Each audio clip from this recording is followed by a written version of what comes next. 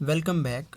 अभी मैंने जो वीडियो बनाई उसमें मैंने आपको थ्योरेटिकली सब कुछ बता दिया कि कौन सा बेस है, एमिटर है और कौन सा कलेक्टर है, और एनपीएन और पीएनपी किस तरह चेक करते हैं। लेकिन मैं अभी बैठा सोच रहा था कि आपको एक प्रैक्टिकल डिमॉन्स्ट्रेशन करके दिखा दूं ताकि आपको आसानी हो जाए अगर आपके पास एक फ़िज़िकली मौजूद है एक ट्रांजिस्टर।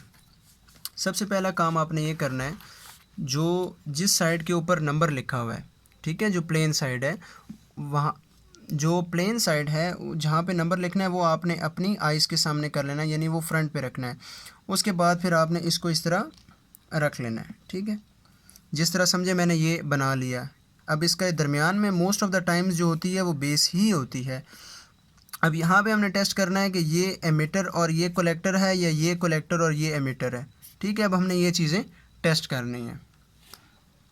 अगर ये एनपीएन ट्रांजिस्टर हुआ, लास्ट वीडियो में मैं डिस्कस कर चुका हूँ, तो मैं दरमियान में इसकी अगर ये बेस है तो मैं बेस के ऊपर पॉजिटिव, यानी कि जो मेरे पास डीएमएम का वोल्टेज के ऊपर मैंने अपनी एक प्रॉब रखी, यानी जहाँ पे प्रॉब लगाते हैं ना, जहाँ पे, यानी कि इस पॉइंट के ऊपर अगर आप इसको गौर से देखें तो इस पॉइंट के ऊपर जहाँ पे ये इसका पॉजिटिव है और ये कॉमन वाला इसका नेगेटिव है, तो मैं इसका जो पॉजिटिव वाली साइड है उसको मैं रखूँगा इसके सेंटर के ऊपर यहाँ पर, और मैंने डीएमएम को जो है वो कंटिन्यूटी पे रखा हुआ है, तो यहाँ पे मैंने इसके सेंटर पे रखा और यहाँ पे अब मैं इसकी दो साइडों पे रख कर टेस्ट करूँगा।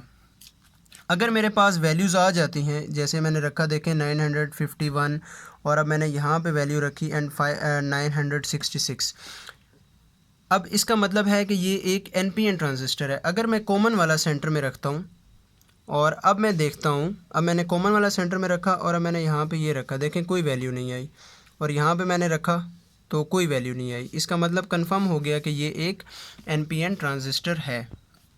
अब हमने चेक करना है कि इसका इमिटर, बेस और कलेक्टर कौन सा है, तो ये हमें श्योरिटी होगी। अब नेक्स्ट चीज़ हमने देखनी है कि इसी ट्रांजिस्टर को हमने देखना था कि कौन सा इसका एमिटर है, कौन सा कलेक्टर है, क्योंकि बेस का हमें पता है सेंटर वाली पिन है और हमें पता चल गया कि ये एक एनपीएन है। तो मैं पॉजिटिव वाली जो अपनी प्रॉब है उसको मैं रखूँगा सेंटर में, पॉजिटिव वाली प्रॉब को मैंने रखा सेंटर में, और अब मैं यहाँ पे इसकी ये पिन चेक करूँगा। अगर आप नंबर देखें तो 948, और यहाँ पे अगर मैं चेक करूँ तो 961।